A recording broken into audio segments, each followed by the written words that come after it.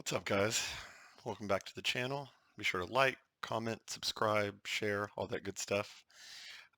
Today, as you can tell by the person that's on the larger screen, I wanted to take a look at some AOC content today. Um, if you haven't been following the story, basically what happened is there's kind of a viral moment going on Twitter right now where I guess yesterday AOC decided to go live on Instagram and basically give her telling of the events that happened on January 6th at the Capitol. So she gives like this heartfelt, um, in my opinion, completely inauthentic um, retelling and recap of what happened at the Capitol that day.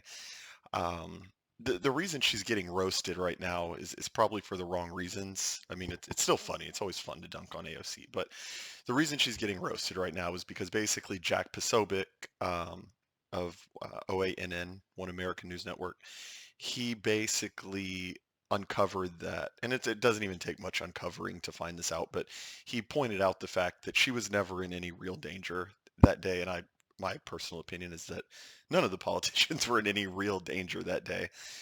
It's been overblown in my opinion, but we'll get into that a little bit too as the video goes on. But Jack Posobiec basically tweeted out and uncovered that while she's talking about this traumatic experience that she had at the Capitol that day, and that her life was in danger and that her office was getting rampaged by white supremacists and stuff like that, he pointed out the fact that her office for the House of Representatives is over 10 minutes away from where the actual riots took place.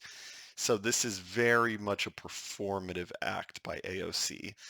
I always think it's fun to dunk on AOC because she's like generally just dumb. She's not very bright, and she kind of epitomizes what leftism has become and how the left how people like AOC view themselves as a part of some form of resistance when they're really just foot soldiers for the neoliberal world order. So it's always fun to do that, but what I want to kind of harp on a little bit more in this video, and there's so much of it that it's really even it was tough for me to even timestamp this video.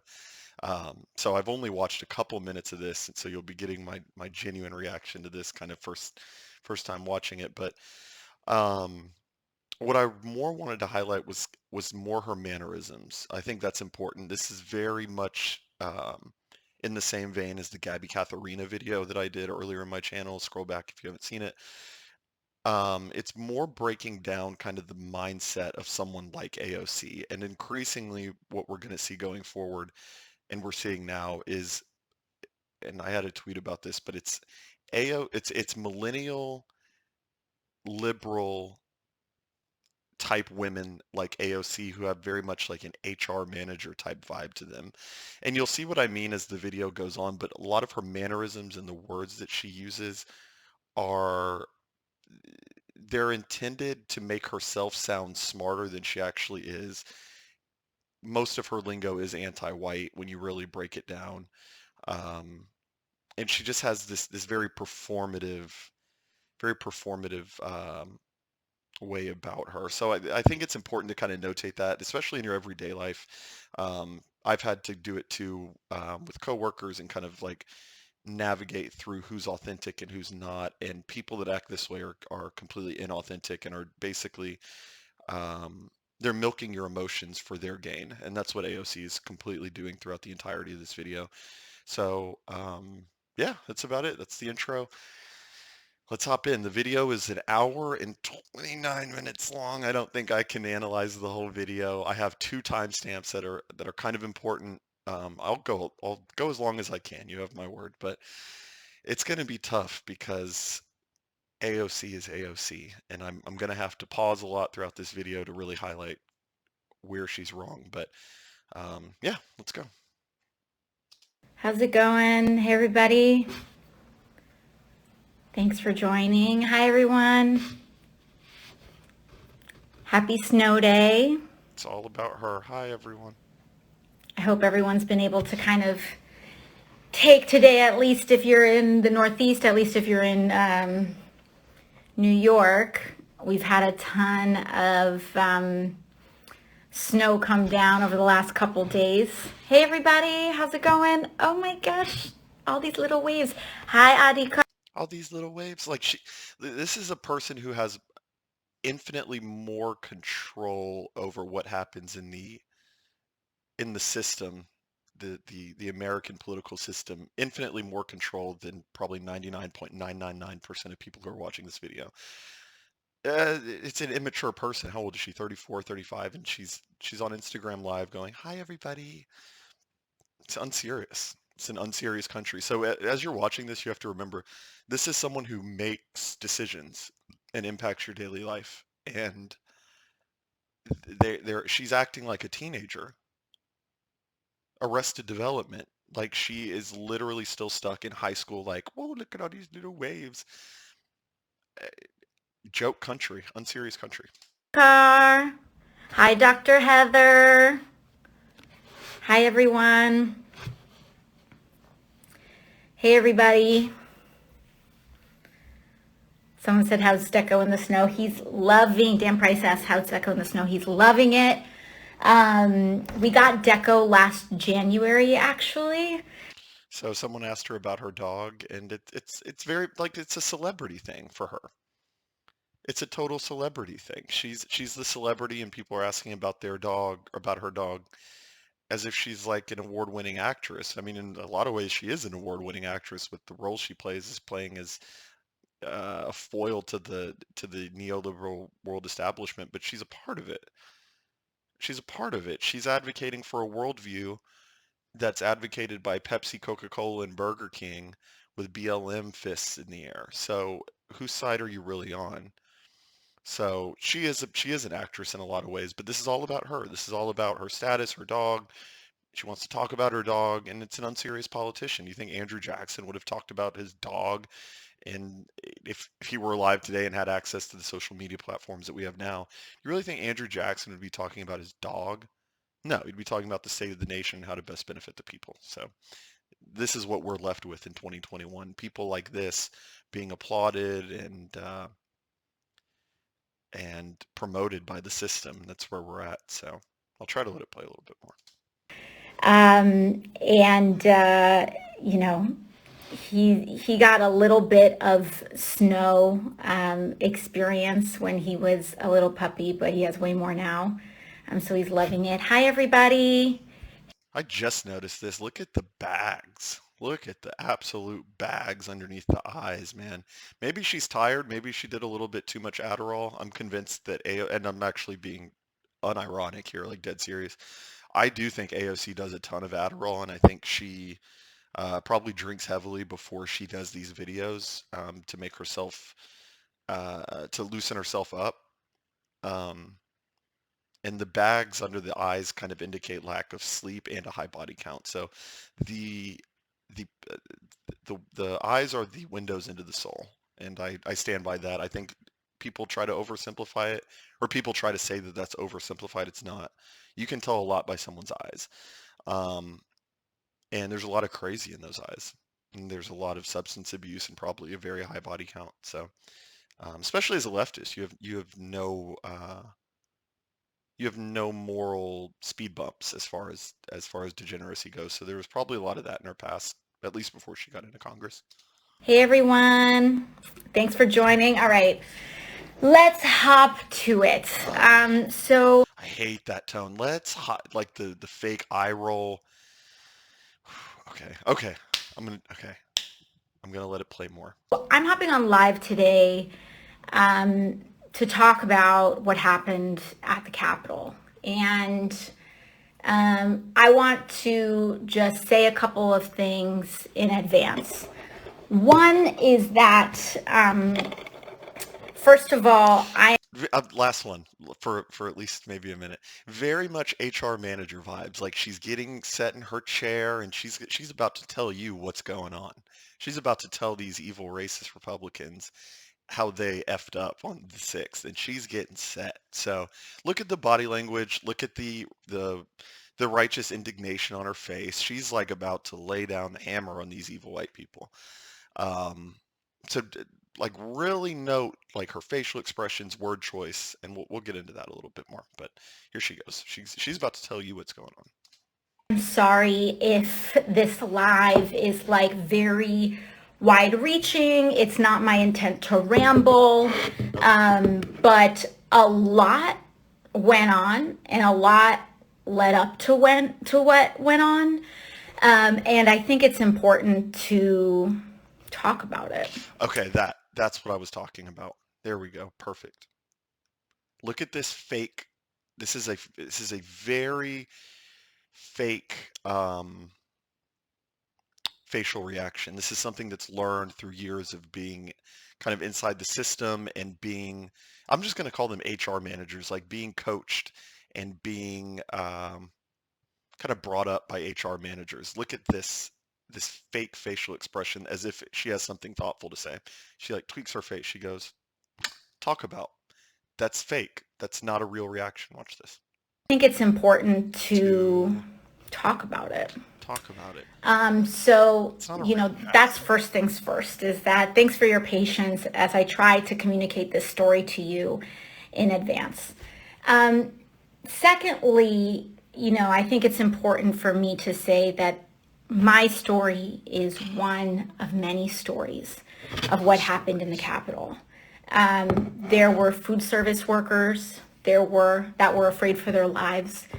There were custodial workers that had to clean up after the just wreckage of white supremacists, and many of those workers were black and brown and immigrant, There's so much to then put unpack. in through the experience of having to clean up for white supremacists, clean up after the mess of white supremacists. So she's going to throw around the term white supremacist a lot throughout this video, and you shouldn't be surprised. They weren't white supremacists. They were Trump supporters who felt betrayed by their government. It's not that complicated. And any politician that fears the wrath of the people and has to put up walls and gates around the Capitol and feels fearful around the people that they purport to represent, they're not doing their job, frankly. I'm not, YouTube's terms of service are wild now, so I'm not advocating the violence that happened there. I'm not advocating anything. All I'm saying is that when the politicians feel afraid of their constituents, they've done something wrong. So she's going to throw around white supremacists a lot, which is just code for white people who voted for Trump. And yeah, she's going to act like she's lecturing you at your monthly meeting right now. So this is her doing this. It's interesting. There were other members of Congress, there were staffers, there were children. And so all of this is to say is that my story is just one story. It's not the only story, nor is it anywhere close to the central story. Think about what you just said there. What does that even mean? My story, it's not just my story. There are other stories. It's so redundant. These people just use long sentences to justify the fact that they exist. Like, what does that mean? What did she even say there? That doesn't even mean anything. What does that mean? Hold on. That my story is just one story. My It's not story the is only story, nor is it anywhere close to the central story. okay. Obviously, there was more than one person there, so there are different stories. Like it's just long sentences that make her sound smart to 100 to 110 IQ midwits who hear that and say, "Oh, that was beautiful. She talked about stories and her story's not central, but there are other stories that are also central." Shut up. That's not even intelligent. I hesitate to even call her a midwit, frankly. She's like just kind of dumb. And I don't even want to make this about AOC because we all know she's dumb, but listen for that kind of lexicon from these type of women, and I mean men too to a certain extent, but especially women in the workplace who are millennials, who are liberal, and give off this kind of vibe. Don't trust them. Don't trust them. But the reason why I think it's important to share is because so many of the people who helped perpetrate and who take responsibility for what happened in the Capitol are trying to tell us all to move on. You should move on. And they're trying to tell us to forget about what happened. Actually, I take that back. No, we shouldn't move on. I agree with her for opposite reasons. I don't say move on. I say that was important. You need to reflect on why these people felt the need to riot at the Capitol. You need to ask yourself what segment of the population doesn't feel represented by the policy since 1965. You need to ask yourself who you're actually disenfranchising. You need to ask yourself, is anti-white racism a growing problem in America? Of course it is, but you're never going to ask yourself these questions. You think that a Republican saying we should move on and trying to obfuscate the issue is a form of white supremacy or something. What I'm saying is that no, don't move on. This is serious, and there are serious divides in this country, and the tectonic plates are shifting underneath the the societal foundation of this country. So no, don't move on. Harp on it. Think about it. And she'll probably come to different conclusions than I would after harping on it. But yeah, no, it's a big thing. It was a big thing. It was not a small deal. It was a very big deal. And you need to wonder what implications that has for the country going forward. But I doubt she thinks that deeply about these things. They're trying to tell us that it wasn't a big deal. They're Oh, it trying was to a big tell us deal. to move on without Oh, any accountability, without any truth telling. accountability and truth telling means punishment for um, uh, white Trump voters and even frankly black Trump voters. I've been lumped in with the same people and have hate piece articles written about me for being a Trump supporter. So no, when she says accountability and truth telling, she means punish anyone uh, to the right of me, to the right of her, basically. So yeah, there's not going to be any. Also, the other word she uses here is healing. Healing, accountability, and truth telling. Those are code words for punish anyone who disagrees with me. But you already knew that. But but she's playing moral police here and thinks that she's really trying to heal the nation. No, there's no healing. They want to kill you.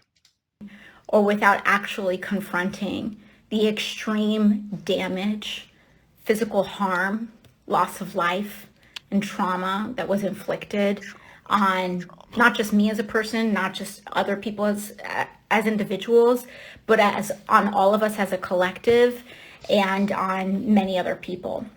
She's trying so hard to sound smart. It's really sad. I don't watch much AOC content, but watching her long form stuff, she's really trying to like come across as this empathetic, very intelligent, but all she's using is leftist buzzwords like trauma, healing. Yeah. And that we cannot move on without accountability. Oh, We punishment. cannot heal without Oh, accountability. punishment. And so all of these people who want to tell us to move on are doing so at their own convenience. Ooh, deep, Um, deep, deep stuff there. Oh, she's looking upward to the right and blinking quickly, so therefore she's really about to formulate something deep. What does she come up with when she looks up to the right? Because this is her thinking face. So what does she come up with? the other thing that I want to um, say Say. is that to friends and loved ones close to me, um, I want to apologize to them in advance. Sorry if my voice is shaking, Oh, but if you are learning things about me in the course of this live that you didn't know before, oh man, she's getting teary-eyed. um, and it's not, a thing about hiding or anything like that, but, sometimes you just can't tell the same story over and over. So anyways,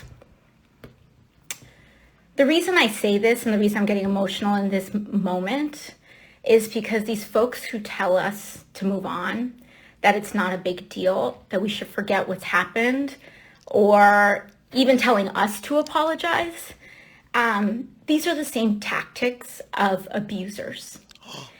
And Abusers. um, Here she- I'm a survivor of sexual assault. There we go. There we go. She was saving that one for the right time. It's never come up before. It's never been an issue before. But now that the Capitol incident happened, she can milk that spurious claim. We don't know that that happened.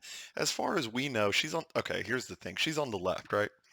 The left has been saying for years that catcalling whistling at an attractive woman or saying like, "Oh, you're looking good," is a form of sexual assault. As far as we know, that's literally what she went through. And the lack of seriousness, because her emotions literally go from this to like laughing jovially in about 2 or 3 minutes, I think.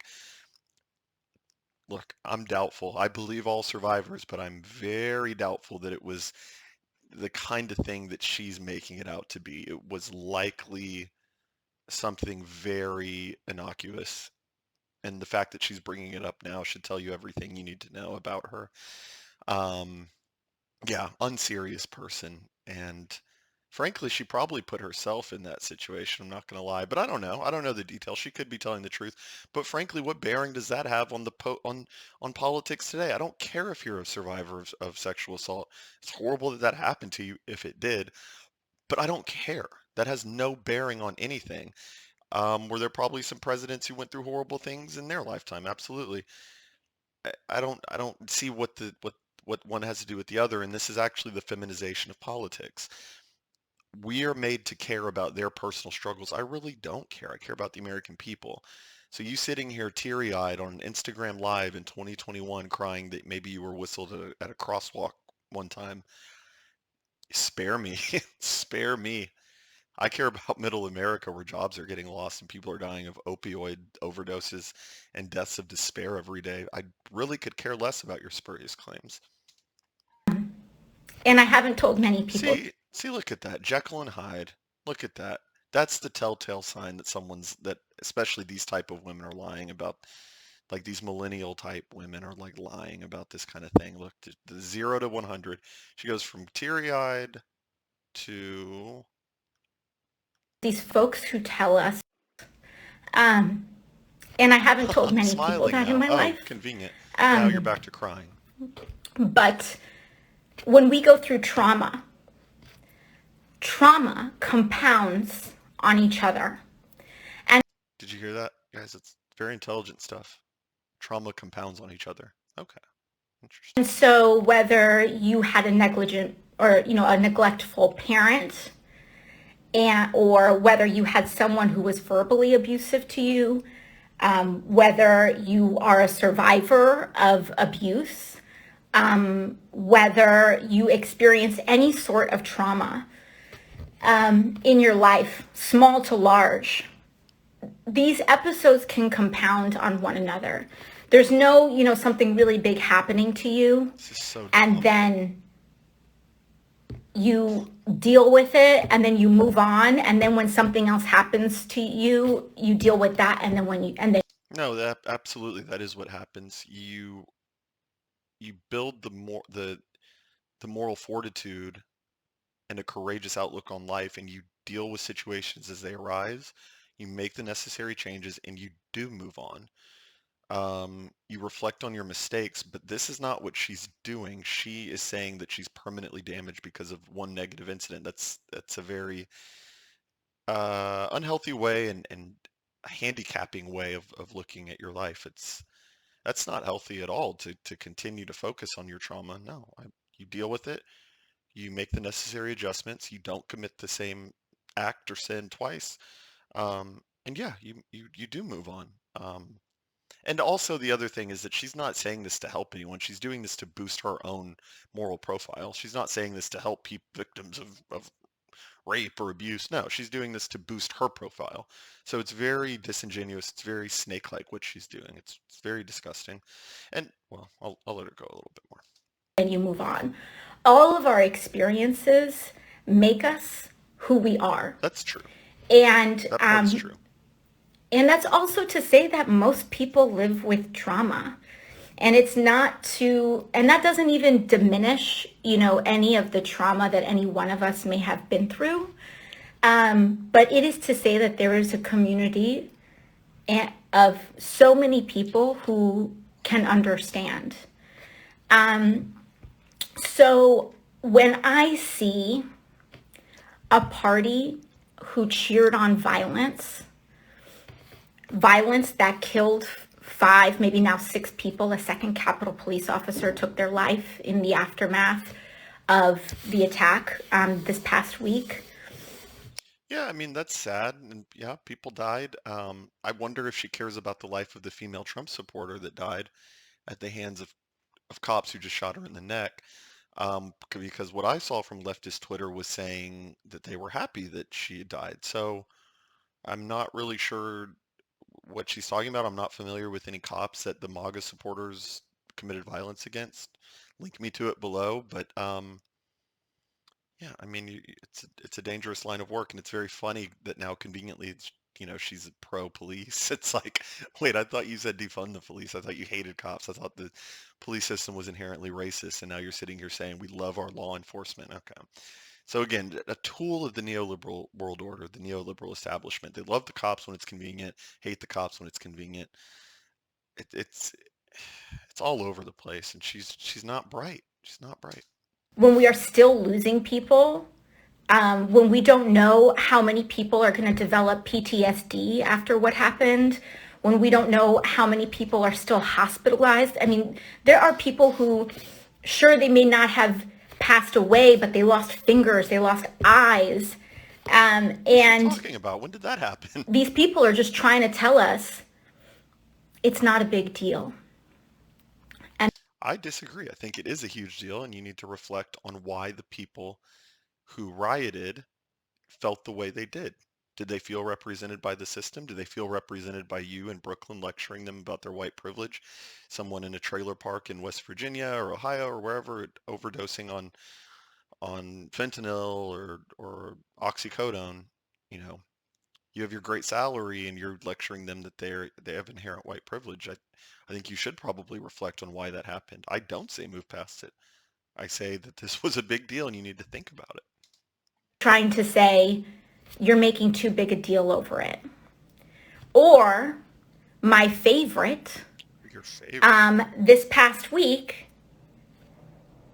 Ted Cruz and now Representatives Chip Roy and, oh, by the way, some of the other representatives who actually encouraged people to threaten members of Congress or tweeted out the location of the speaker are now telling me to apologize for saying and speaking truth to what happened.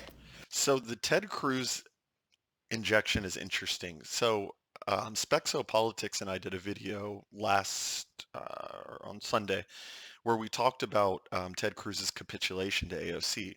So AOC tweeted out, this is in regards to the stock market incident where Robinhood was limiting the ability to trade certain stocks based on what Wall Street Bets was telling them to trade. Um, so basically, Robinhood shut down the ability. It's not a free market. They rigged the system, whatever. AOC comes out and tweets, this is wrong that Robinhood is doing this and we need to give money to the people. And she comes out with this totally populist, kind of based messaging, but you know that she's bought and paid for. Pretty based messaging. I liked it. Ted Cruz quote tweets it and he says, I agree with this, trying to basically do some epic handshake with the populist right and the populist left. AOC quote tweets him and says, "Oh no, you tried to have me murdered last week, and you need to step down from Congress, and I don't want to work with you." Again, the left plays to win, the right plays to make friends.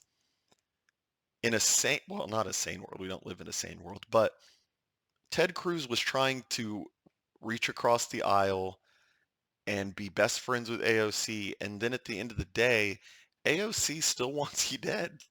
She still thinks that you need to go to a re-education camp if you voted for Trump.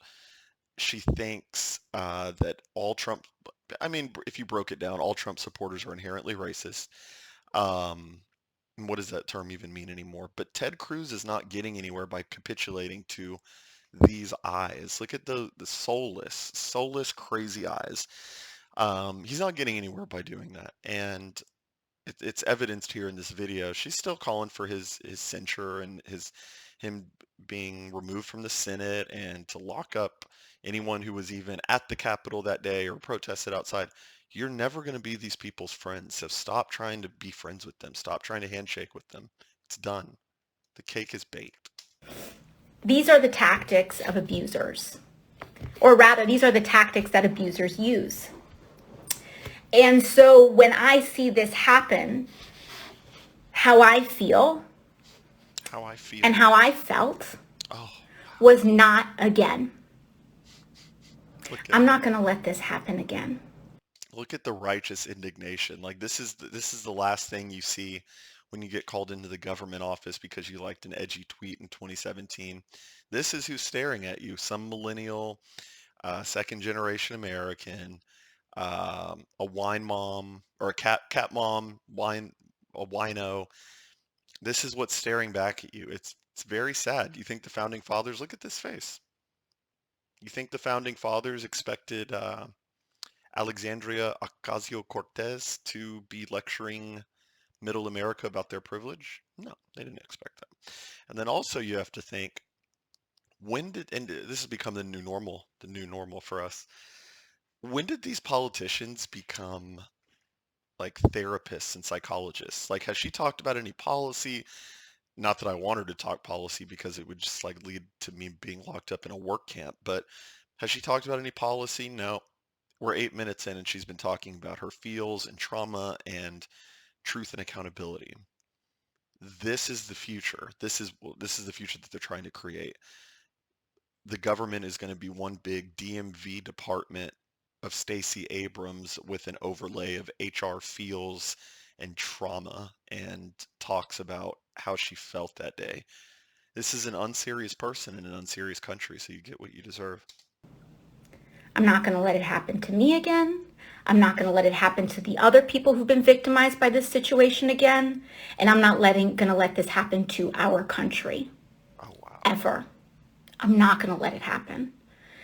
And so, as I said, as I've kind of said earlier, is that the other reason why I have hesitated to tell this story has to do with some of that trauma. As a survivor, As a survivor, how is this person a big deal in government? Like, think about that. As a survivor, she's acting like a life coach or some therapist. Like, this is someone who is in charge over a lot of the functions of our government. I mean, like I said, she has more power than 99.99999% of anyone who will ever watch this video. And she's over here talking about her trauma. This is, again, unserious. I struggle with the idea of being believed. And what's odd is that I am in a job where people are constantly calling me untruthful or that I'm exaggerating, etc. So there's a great irony in that.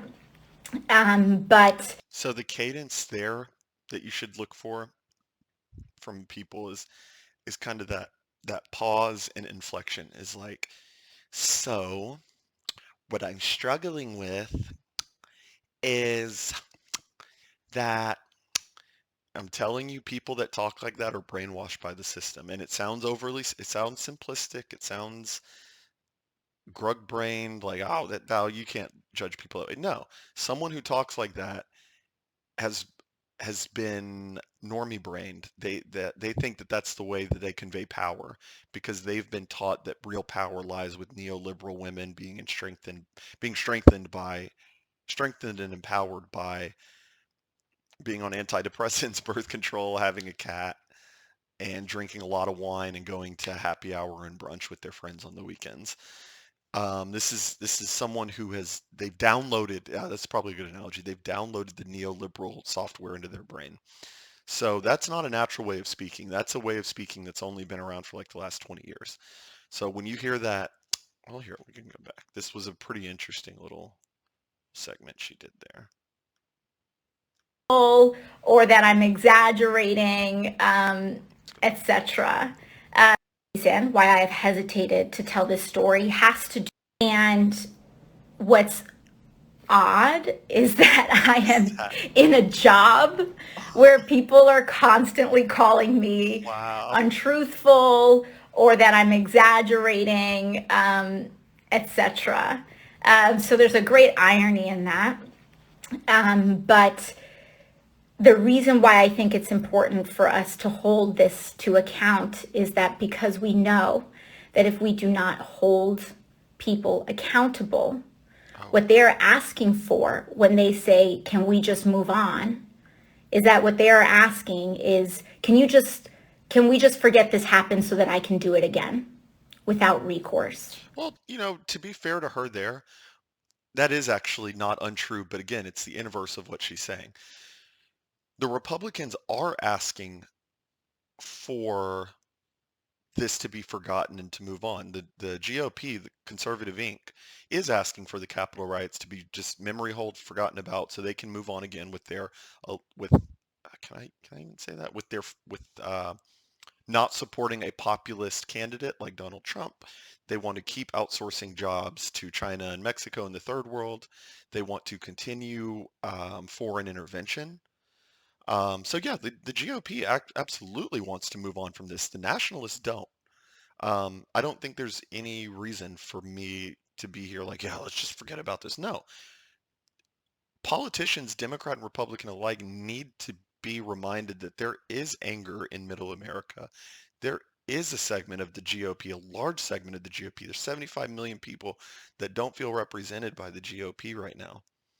So when AOC says, well, they just want to move on, she's right. The establishment does, not me. I want to harp on this. I want to harp on why this happened. Who betrayed the people to such an extent that they felt their only recourse was to riot at the Capitol? And how can we address those concerns? Can you address those concerns? Someone like AOC can't. Uh, Someone in the GOP, I don't know. I don't know. Maybe. Not hopeful, but maybe someone can address it. But we need to be looking at the root here, not the event. And that's what these folks are asking. The folks who are saying we should move on, we shouldn't have accountability, etc., are saying, She loves saying etc. Millennial women love saying that in a corporate setting because it makes them sound smart, and they feel smart when they type it out in an email, etc. period. They like to say that because it's like, oh, I have so much more to say, but I'm just going to say etc. Like, I'm telling you, it's a thing. It's low IQ midwit stuff where they like to say etc. can you just forget about this so that we can, do it again? Because that's what we're asking when we don't actually hold to account. And, in these past 3 weeks, I felt like it was important to give a window of opportunity, right? Maybe in some world, Senators Josh Hawley or Senator Ted Cruz or Representative Mo Brooks would say, you know what? I was mistaken. I did not fully realize what the impact of my actions was going to be. And now in retrospect, I see that it incited something that I never wanted to incite. Well, the thing with that is that Ted Cruz has actually already done that several times. Ted Cruz has already said, oh, Trump's rhetoric was dangerous. And you know what? I do need to acknowledge the fact, I'm not saying this, Cruz has said this. I do need to acknowledge the fact that Trump's rhetoric was inflammatory and that it did lead to the actions on January 6th. And I denounced them. This was a day ago that AOC recorded this video. Do you think she has any intentions of playing fair with Ted Cruz? No, not at all. He could literally get out there and kiss her boots and she would kick him in the teeth. That's the level of winning that the level to which the left plays to win. They don't really care. They'll say that they need an apology from you in order to move forward, but they don't really mean that at all. So that's something to think about. And for that, I am sorry. But no, they've had almost a month and they haven't said that. They have doubled down and they said I did the right thing. No, they haven't. And if I could go back, I would do it all over They're again. literally not saying that. That's just not So true. that tells me that these people remain a present danger. It's almost like at this point I wish the GOP was as I wish the GOP was as radical as she's saying. I wish we had like warriors in the party that do double down, but we don't. We literally don't. That was the reason, that was the impetus behind the riots. It's because we felt underrepresented. It's because we felt that that that our leaders were spineless uh, cowards, honestly. And her sitting here saying, "Oh, they're doubling down." I wish they were doubling down, but they're not. Maybe you get a Matt Gaetz in there and he's kind of base, but Past that, um, not super thrilled with Ted Cruz. I live in Dallas, Texas. Not super thrilled with him. Not sure if I'm going to vote for him. Certainly not voting for Dan Crenshaw. No, no. I want Paul Gosar. I want Matt Gaetz. Maybe some Josh Hawley. Because what that tells me is that when given another window of political opportunity for themselves, even if they know that it means that it will endanger their colleagues, they will do it again. And that's the real reason why I think that Senator Josh Hawley needs to resign, why Senator Ted Cruz needs to There resign, you go. along with many others, There you go. because they will do it again. Now let's move on to the story. Oh, there we go. So yeah, so she loved that little transition. Oh, look at that. Look at that. She lectured you for 11 minutes and 45 seconds, and 12 minutes in, she says, "Now it's time to tell you about my experience." Watch this. To resign, along with many others, Watch this. because they will do it This again. is like evil. This is like satanic. Now let's move on to the story. It's very gross. One of the things that I would like us to dispel is the idea. There's the cadence again. One of the things that I would like us to dispel. I can't stand. Honestly, people talk people talk a lot about the boomers being their least favorite generation and like the boomers ruining everything for the younger generations, and that's certainly true to a certain extent, but millennials are and not young millennials, not on the cusp. Like frankly, I'm a 93. I'm a millennial only by like 2 years, but I've been called an honorary zoomer before, but millennials are becoming very quickly my least favorite generation because whereas the boomers had this like concept of hard work, at least at the very least you could say that about them.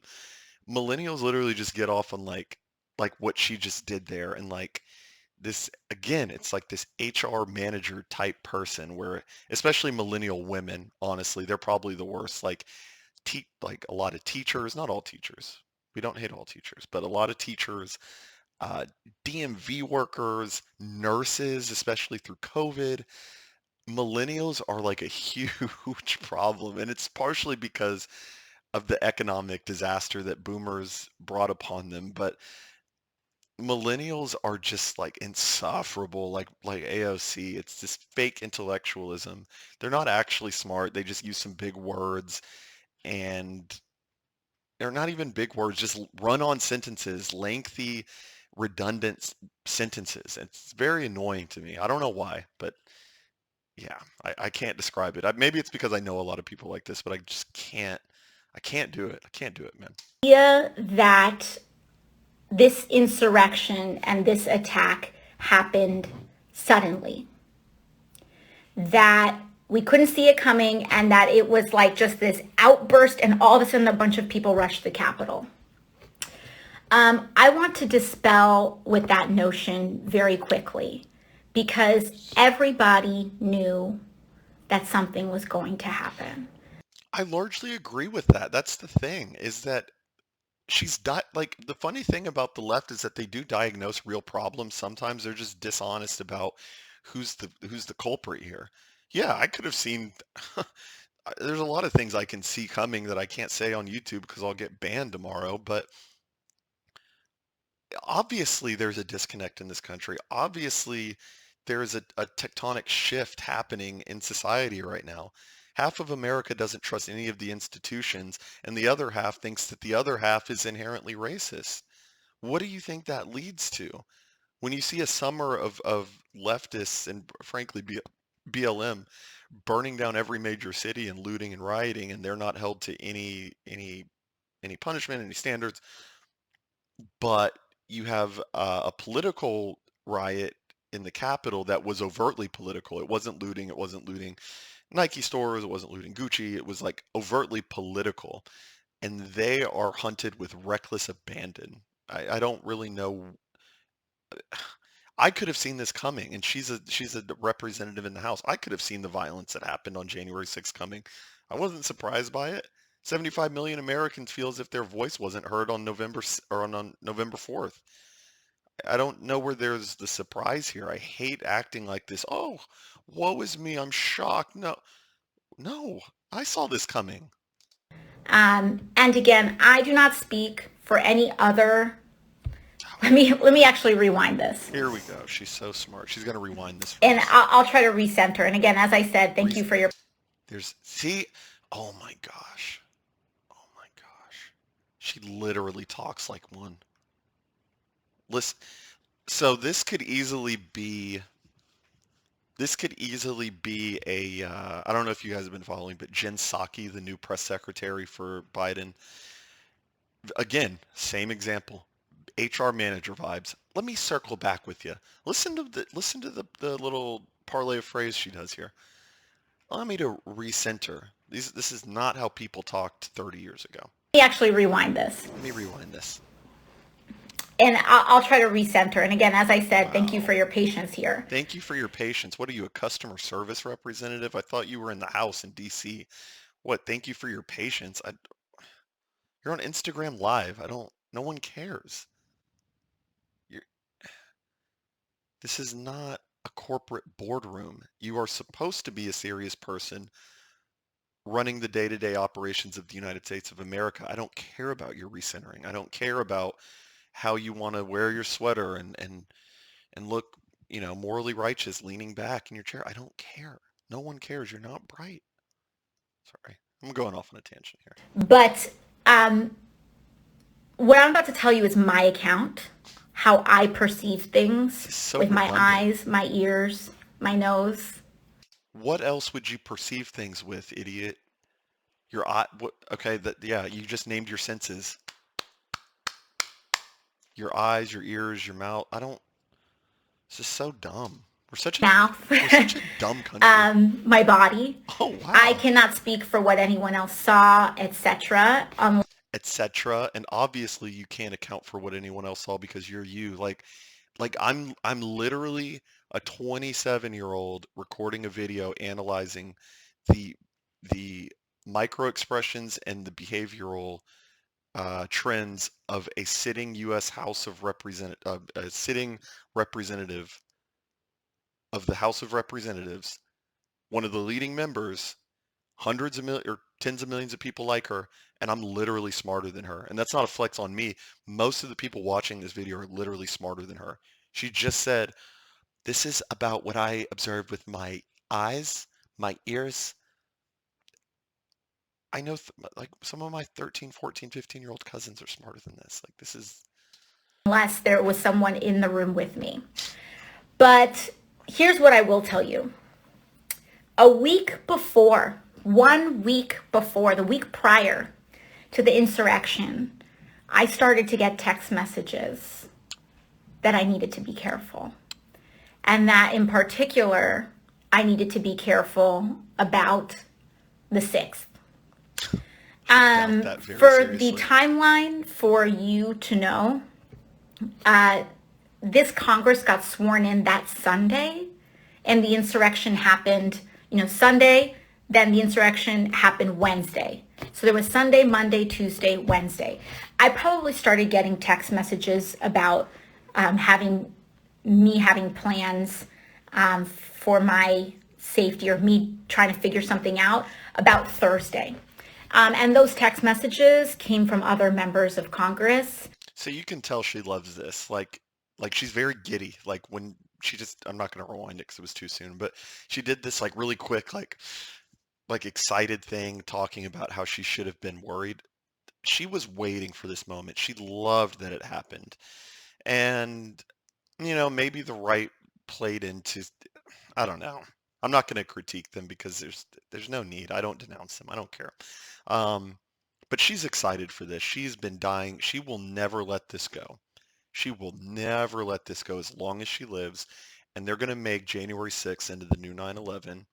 And if you stand up for anyone to the right of AOC, then you're complicit in any actions and violence that happened that day. And it's all very tiresome. She's been waiting for this moment. She wants something. She wants the presence of danger, which is it's a very biologically accurate thing. She wants the presence of danger, but she doesn't want actual danger at all. But she wants to appear as if she was standing in the face of some Klansmen, which was not the case.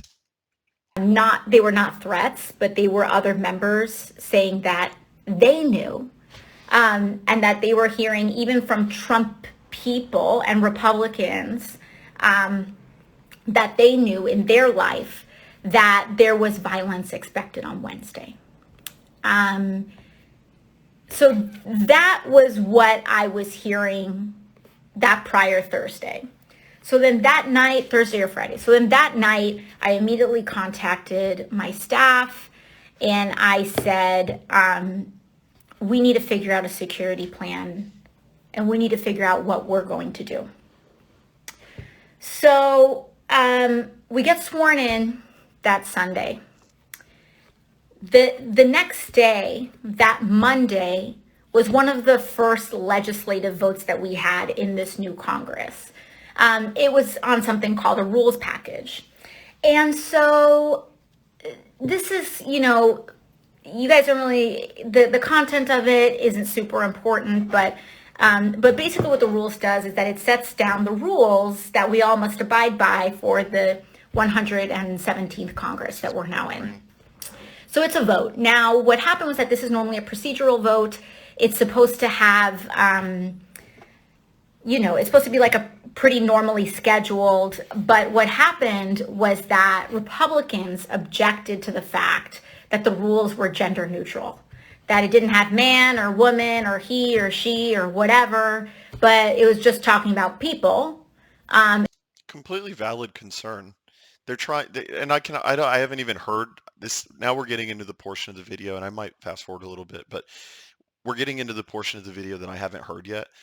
And I can already tell what she's saying. She's saying that they took out all gender specific language out of probably a rule that had been in place since the 1700s or something like that. You know what I mean?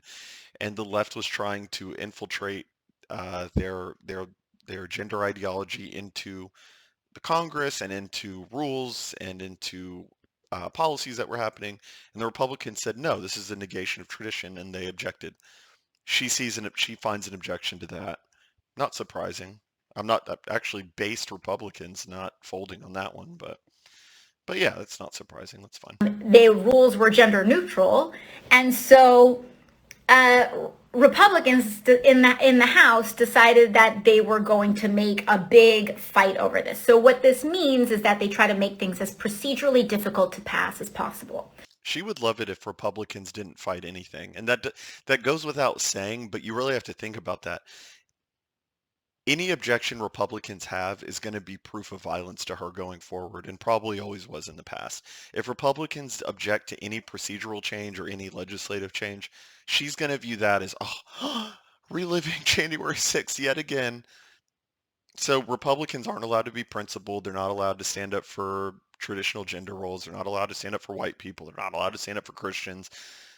Nothing. She wants a toothless, spineless Republican Party, which is largely what she has. That's the irony. She has a Republican Party that is spineless, is toothless, but that's not even good enough for her. If there's one Republican objecting to one thing they want to do, then it's the fight is not over. And again, the left plays to win, the right plays to make friends. So that meant that there was an unscheduled vote, or rather there was a vote that was kind of called quickly that day. It was like the second vote, like, we voted in the morning to start, and then there was another vote that was triggered. And so I had just kind of gotten back to where I was staying and grabbing a cup of coffee really when the second vote was called. Again, this is Monday. The attack happens Wednesday. And I remember rolling back up. I had to go right back up. And, due to COVID, I usually travel by train. Due to COVID, I now drive by car, and I travel by car, not a combustion engine vehicle, but I travel by car between New York and DC. And she's so quirky, not by a combustion engine, but by, yeah, it's like, I don't, can you tell me how that helps, I'm Americans in middle America, I really don't care. And again, it's all about her. It's all about what car she drives, how's her dog doing in the snow, how she felt, and my experience. Even her saying my experience with my ears, mouth, nose, whatever. That's her making this all about herself, when in reality, the revolt that happened at the Capitol was 75 million Americans feeling disenfranchised and underrepresented by the American government. Does she care about those 75 million Americans? Has she talked about the completely legitimate concerns of those 75 million Americans? No, irrelevant. They're illegitimate concerns, and they need to shut up and enjoy their white privilege while they die off of oxycodone, I guess, or something. It's horrible. It's evil. So I drove up, um, and yeah, and so I drove up to the Capitol, and I thought I got really lucky because I found a parking spot right in front of the stairs that go up to the Capitol, and I was like, nice, this never happens. Usually I have to like park in the boonies and walk all the way over. And so I park, and what I start to notice is that this crowd of insurrectionists is already in town. So people want to make and pretend, and a lot of these Republicans want to act like this all happened on Wednesday. But these people started coming on Monday.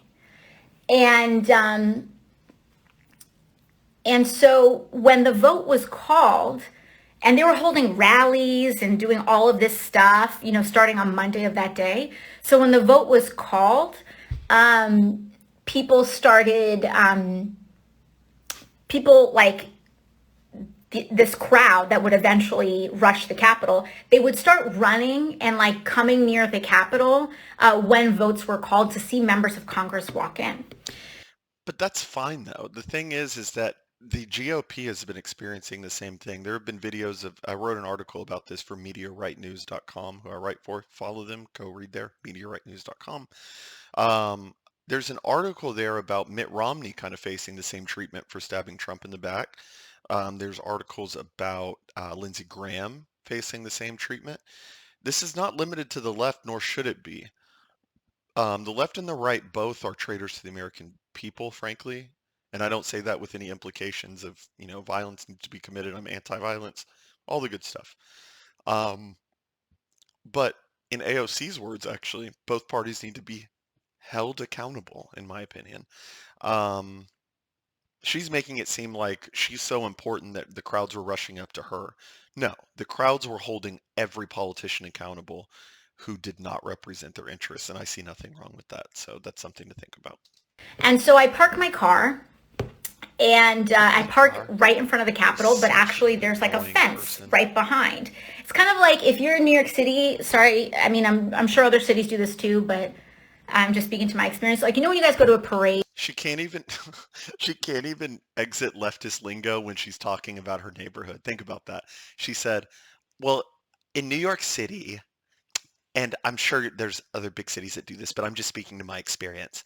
She's like like leftist lingo is ingrained into things where she's talking about parking or her city. You would never catch me talking about Dallas and being like, "Well, I've experienced trauma in Dallas, and I'm sure other people have also, but from my Dallas experience, no, like this is like downloaded into her brain. She's never getting out of this."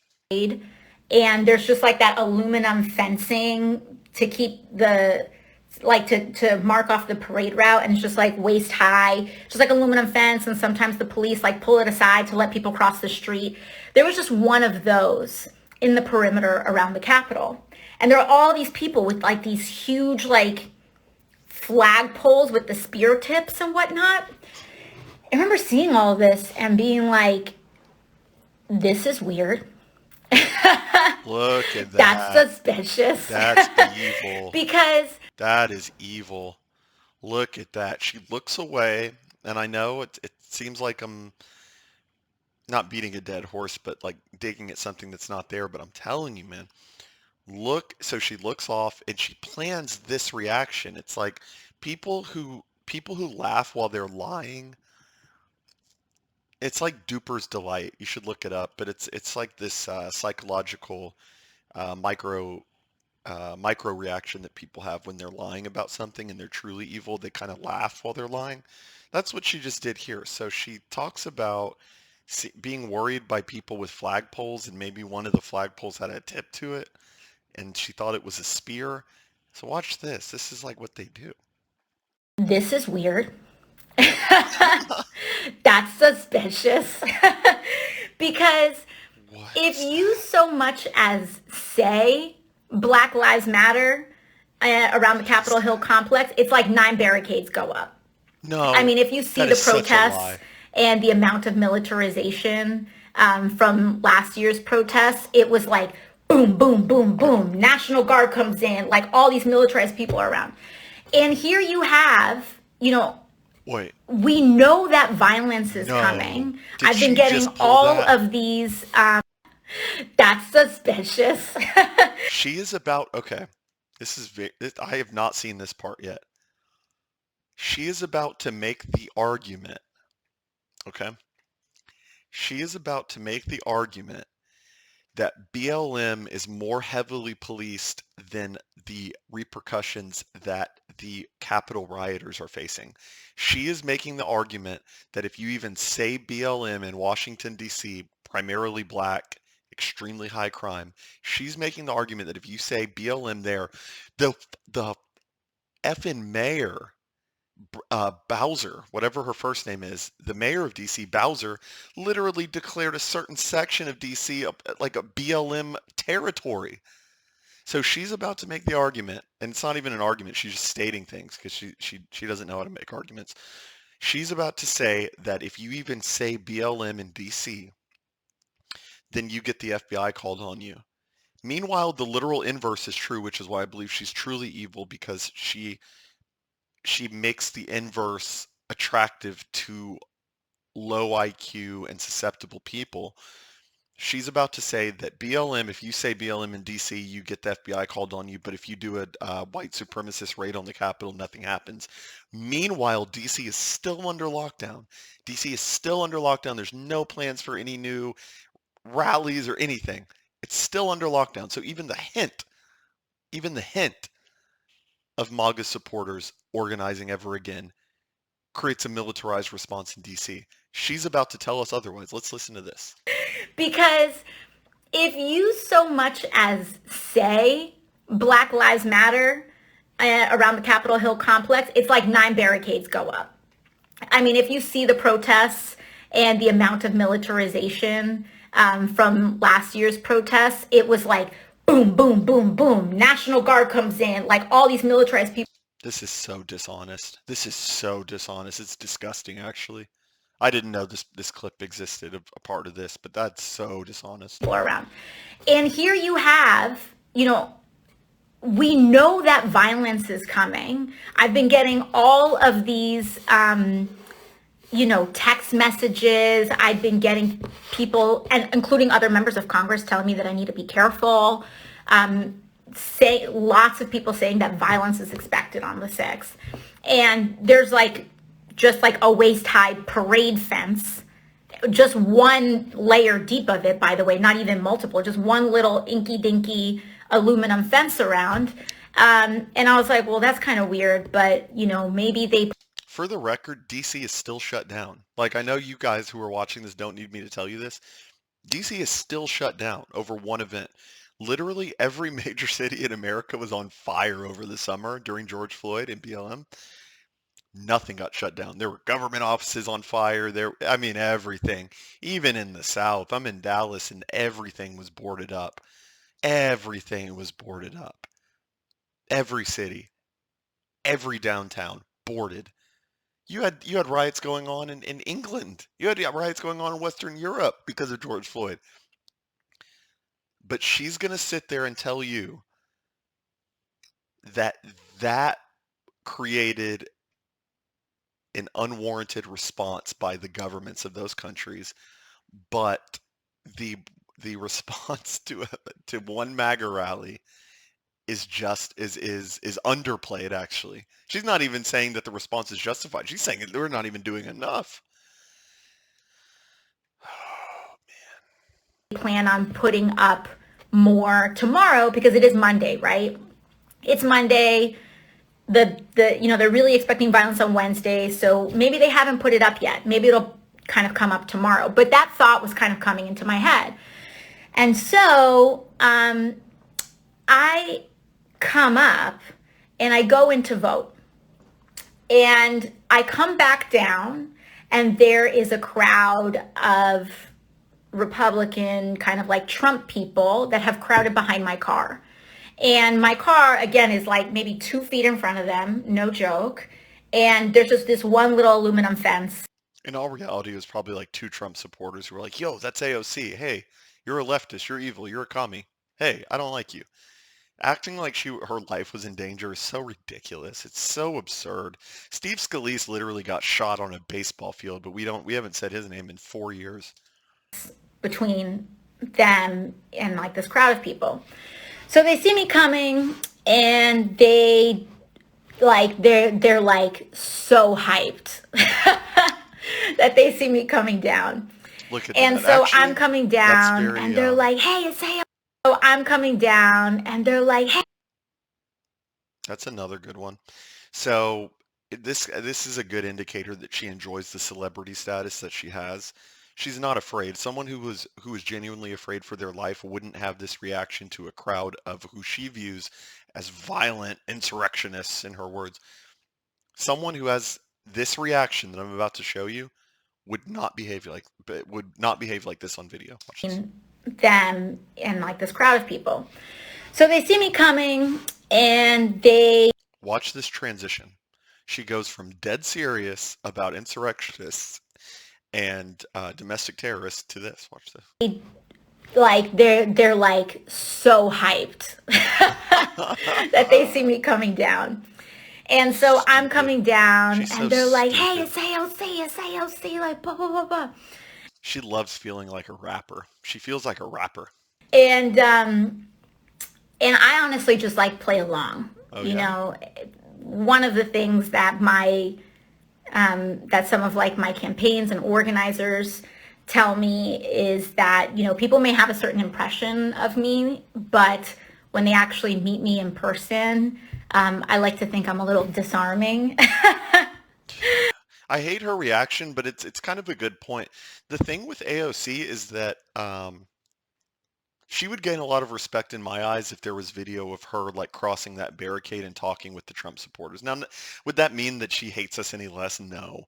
But if there was some kind of cool video of her being like, "What are your concerns?" and they were like you say that I have white privilege, but like Appalachia is like the poorest district or the poorest region in America, and our jobs are being outsourced to China, and you don't seem to care, and you want to lecture us about XYZ privilege and pronouns and stuff. That would be kind of interesting. That would be like, whoa, all right. But she has no interest in doing that. She's internalized the idea that they want to like injure her, and she laughs about it, and she thinks that they're country bumpkins. And it's disgusting. It's actually completely disgusting. And that laugh on her face says she's just not a good person, but But because I actually engage people, and especially when Fox no, you don't. You don't engage your actual critics.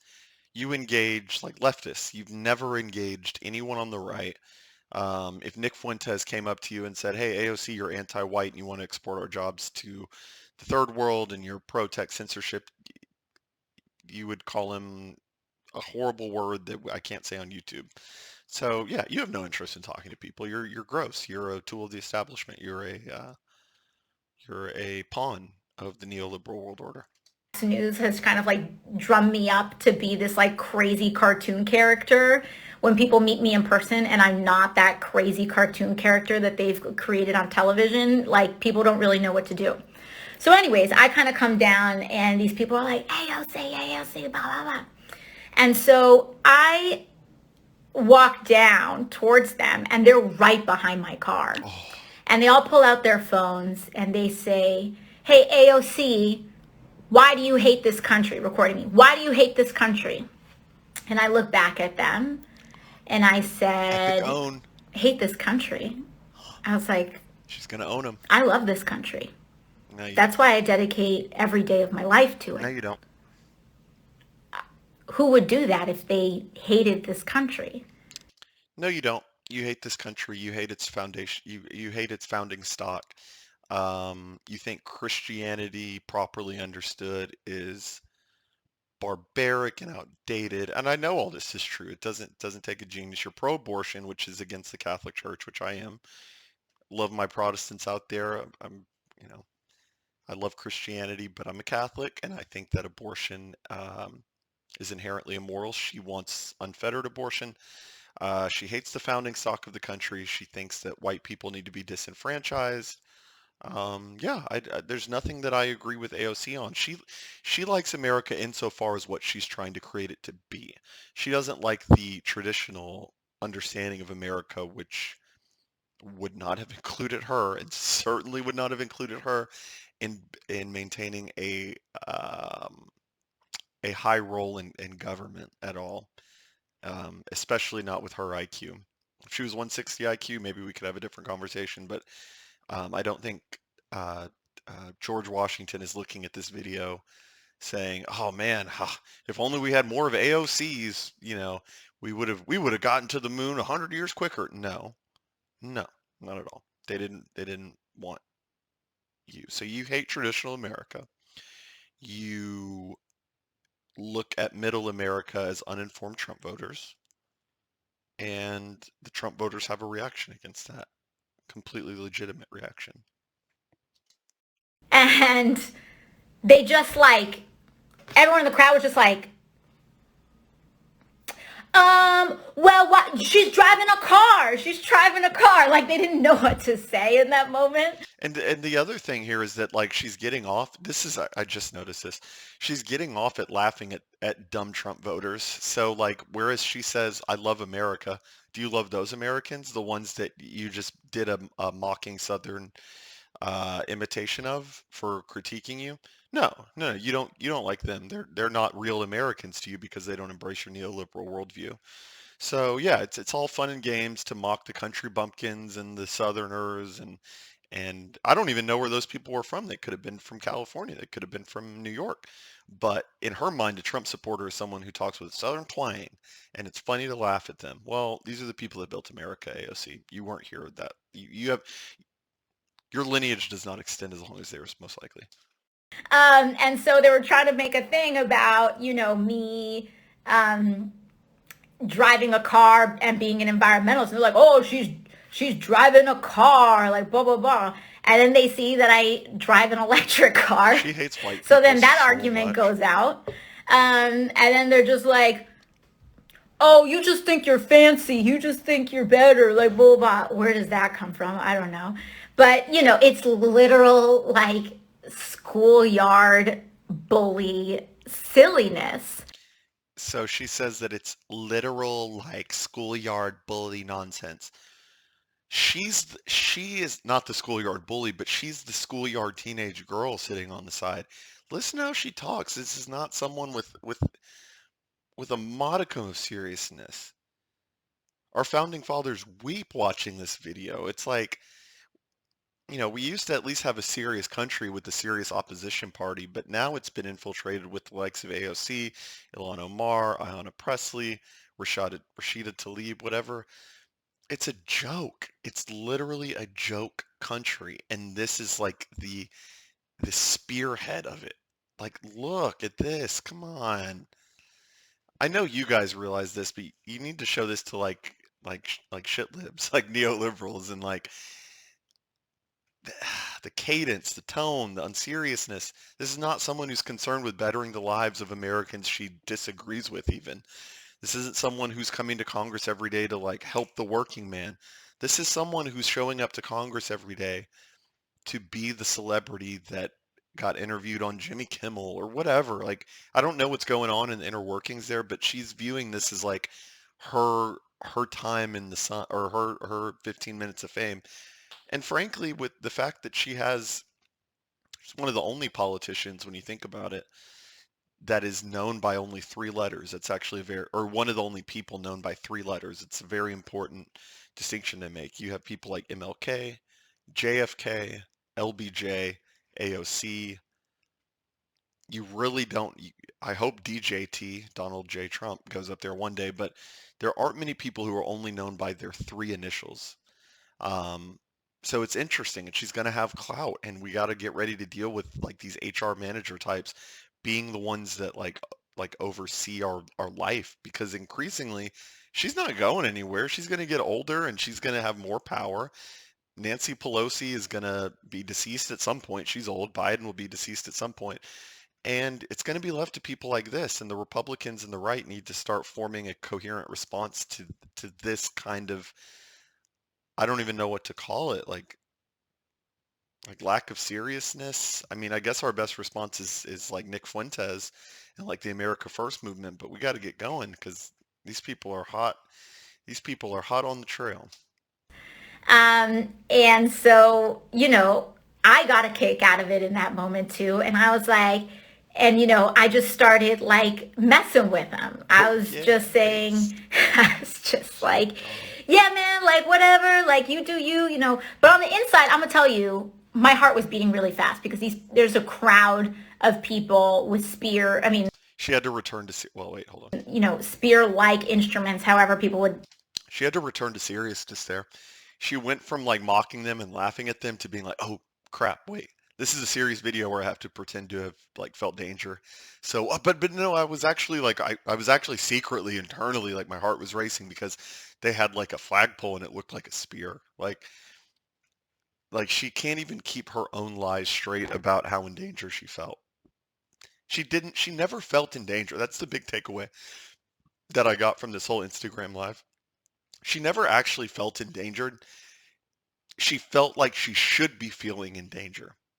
There was no danger. She wasn't even around the rioters. And that's what she's spending all day on Twitter, like defending. Like, no, no, I was near the rioters. And even if you were, there was no danger there. There was no danger there. So she's spending all of her time acting as if she was scared, but she slips sometimes and says, "Oh, I was laughing at him." Well, then that kind of defeats your whole point that like they were threatening you, which they weren't. Right-wing people really don't do that. Yeah.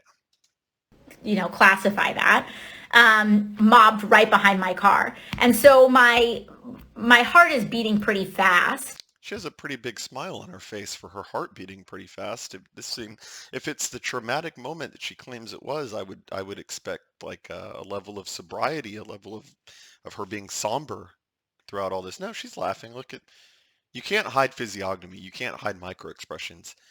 She's happy. She's happy that this happened. But I'm still like in this back and forth and I'm trying to lighten the mood. And so they're just like, oh, and then it's actually so dumb. These schoolyard bully chants. They're like, oh, well, She's I'm so dumb. surprised she even knows how to drive a car, blah, blah, blah.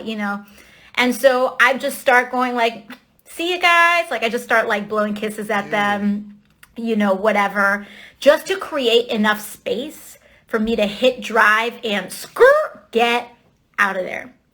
So she thinks she's Cardi B. She thinks it's cute that she did a blow kiss and went skirt. Like she wants, she probably had, I don't want to pathologize too much, but she probably had uh, aspirations to be like a dancer or like a hip hop girl, like a Cardi B type. She views herself very much in the Cardi B vein, like a political Cardi B, who I have another level of disdain for also. But um, that's what she wants to be, and she views herself as kind of being that middle ground between a Cardi B and like a serious politician. Um, Again, I'll say it a million times, not a serious person, not a that's serious person. what happened on Monday. So on Monday, we were already, as members of Congress, having heightened interactions with these people. And so anyone who tells you that we couldn't have seen this coming is lying to you. Anyone who's gone on the record and said that there was no indication of violence has lied. There were so many indications of this leading up to that moment. I think what she's kind of missing there is it's not that there weren't indications. I don't disagree with her there. What she's talking about is there were indications in the days leading up. What I'm talking about is there were 60 years of indications. There were 60 years of Republicans not advocating for their voters' interest. There were 60 years of Democrats passing anti-white policies and anti-middle American immigration policies. There was probably 20 years of us passing God knows what transgender laws are going to come down the pike next. Um, no, it's not a surprise that any of this happened when you look at the last 6 years. She's too dumb to realize that this has been a slow boiling pot for 60 years. She thinks that it's all about her. It's all about her trauma. It started days before the riots, not decades or half a millennia, frankly. Yeah, it's been going on for a while, and the fact that she is surprised by this tells me that her IQ is basically what I thought it was. They were there on Monday. So I go back and I head back home that day until we finish our votes. And there is a grocery store on my block. And I remember going to the grocery store that night and seeing all these people in like these MAGA hats, and it felt like tents in the grocery store. And I guess this is just like, whether you're from the Bronx or New York City or Queens or Brooklyn, wherever, whether you're from Chicago, whether you're just, I don't know, you also just have your wits about you in a rural area, you just can catch a vibe and you can kind of know a general sense of when things aren't right. And things started to feel not right when I was in that grocery store that Monday night. This is an incredibly low IQ monologue she's going on. This is the kind of monologue that like a woke minority will go on that sounds smart to someone who's also low IQ. You catch a vibe and like, well, okay, let's really look at it. Who's committing the crime in most urban areas? It's not white people. It's minorities. So why did you feel threatened by Trump voters? I've never heard of a Trump voter hurting a Democratic politician, but I have heard of plenty of Democratic voters hurting a Republican politician. So I don't really understand where her level of concern is coming from. Um, and again, it shouldn't be taken seriously. This is someone who's gaming this entire incident for her own gain. It's not surprising. Fast forward, Tuesday. Now we're on Tuesday. Fast forward Tuesday. And we're at there next Tuesday, and another vote, it was another voting day, vote was called. So I go down to go head to votes when I see another member on the way, and I offered them, they looked like they were going to walk to the vote, and so I offered them a ride. So I offered them a ride to the Capitol, and there were even more people, unsurprisingly, even Good. more people Good. that were there in around the Capitol. And this time there's like even more rallies. They have like their mics, their speakers, and everything set up. And Is she talking about Nicholas J. Fuentes? Who knows? it felt actively like volatile and dangerous. Like it had gotten to the point where I don't think a lot of people felt safe walking to votes, and it was already the kind of situation where we needed to drive or take a tunnel or something like that to the Capitol. That was on Tuesday. I drive, we take them to the vote, we come back, and then I realized on Tuesday, I was like, oh shoot, I left my keys. I left my keys to the apartment. And so I head back and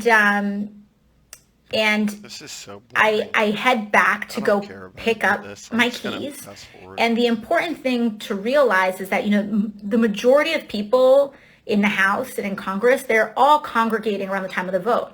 But if you're going when there is, I'm going to fast forward to a part, the only other timestamp that I took note of, which was a really funny part.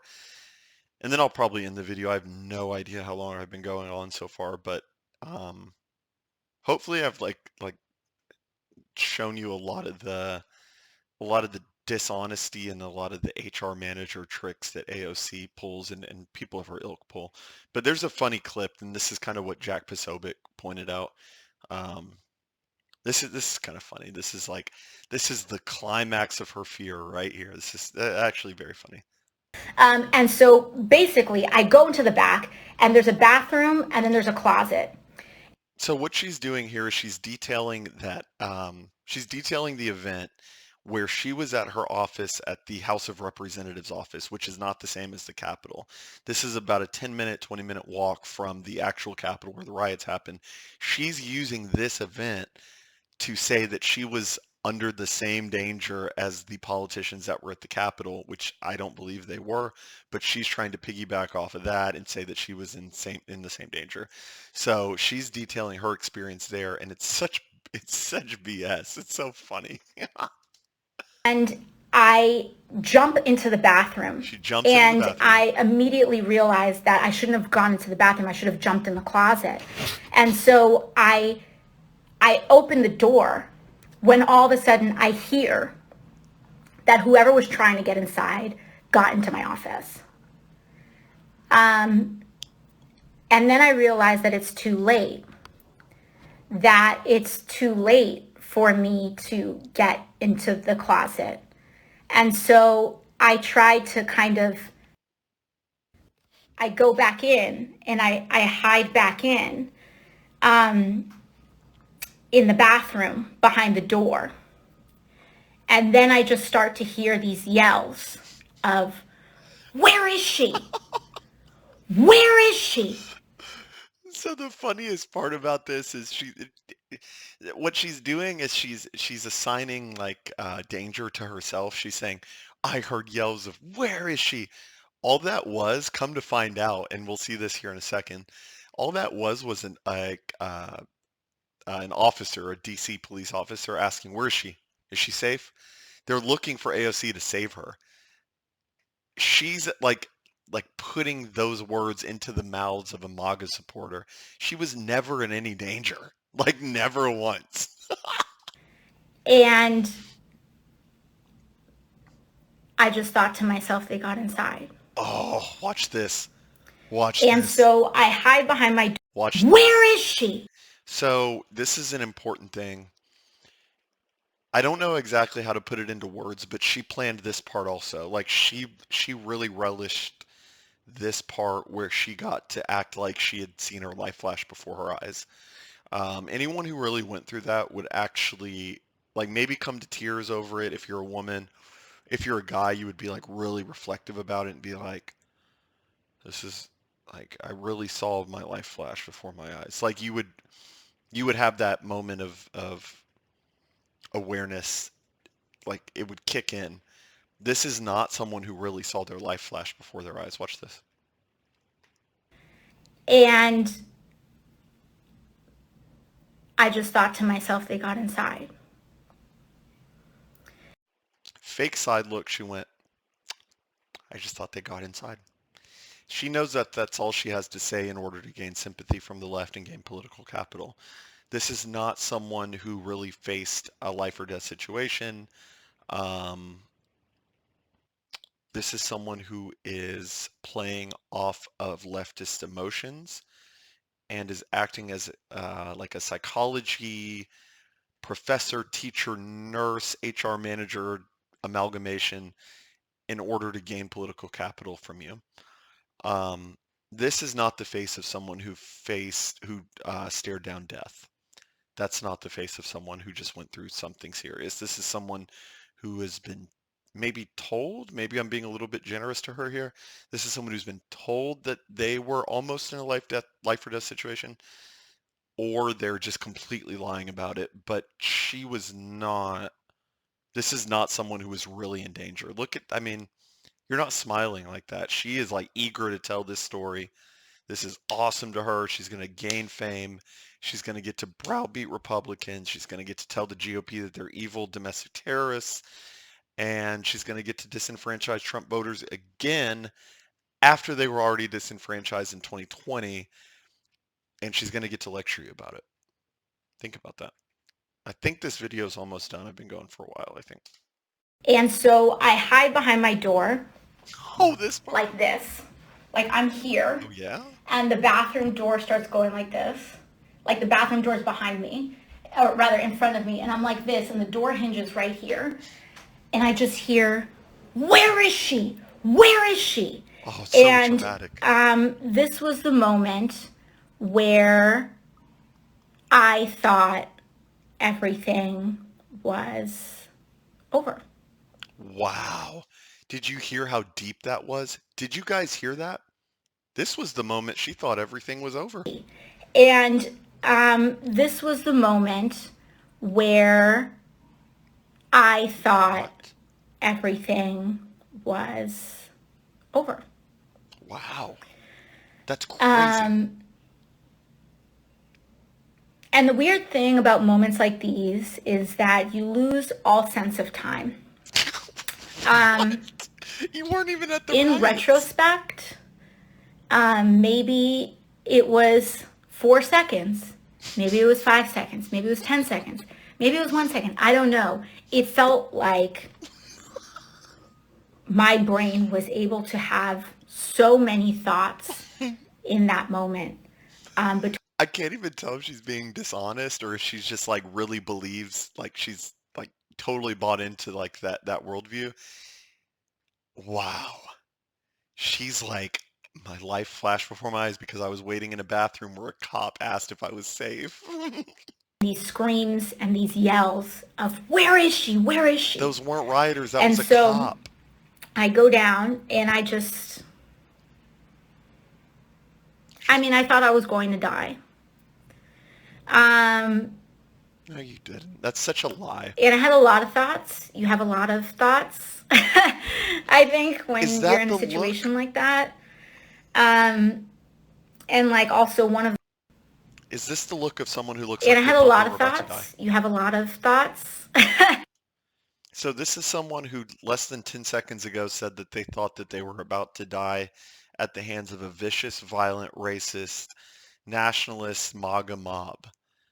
Is this the face of someone who literally thought that they were about to be torn limb from limb and be subjugated to a mob?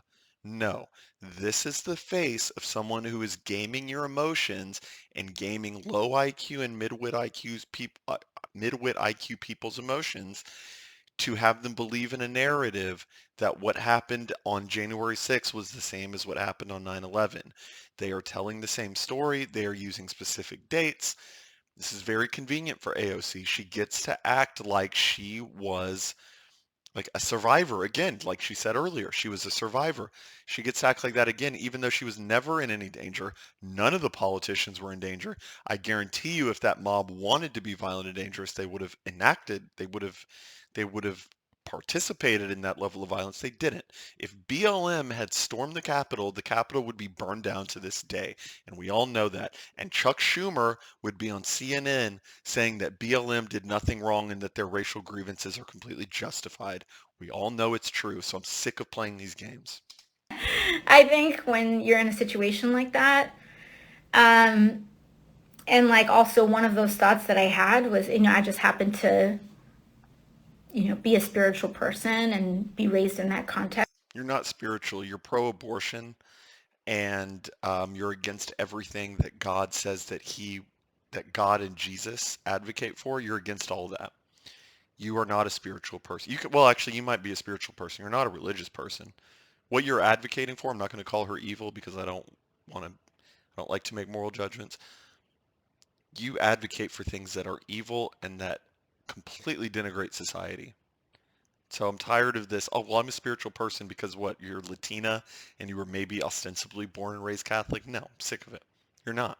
There's nothing Catholic or religious about you. And I really just felt like, if this is the plan for me, um, then people will be able to take it from here. Um, Let's end it there. I'm almost tempted to do another video that covers the gaps of what I fast forwarded through. Um,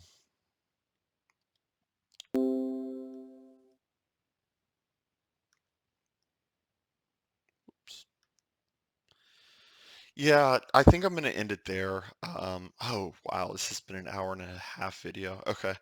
Um, yeah, I might do another video breaking down like the latter half of her video. Um, yeah, I mean, I hope that gives you guys a little bit of insight into kind of how like these like the managerial class kind of speaks and like the gestures they use, the words they use. It's pretty interesting to be honest, and don't trust people who speak like that. It means that they've already downloaded the neoliberal software into their brain. Um, I hope this video was helpful. I had fun doing it. I put myself through a little bit of torture to make it. Um, but yeah, again, be sure to like, comment, subscribe, share. Um, if you guys want a part two of this video, just leave it in the comments. I might finish up the last 45 minutes of it. But this was a fun video. I had a good time. If you guys have any good content that you guys want me to review in the future, send it to my Twitter DMs, Jordan B videos, or leave it in the comments and I read those. So, all right, guys, have a good one. Peace.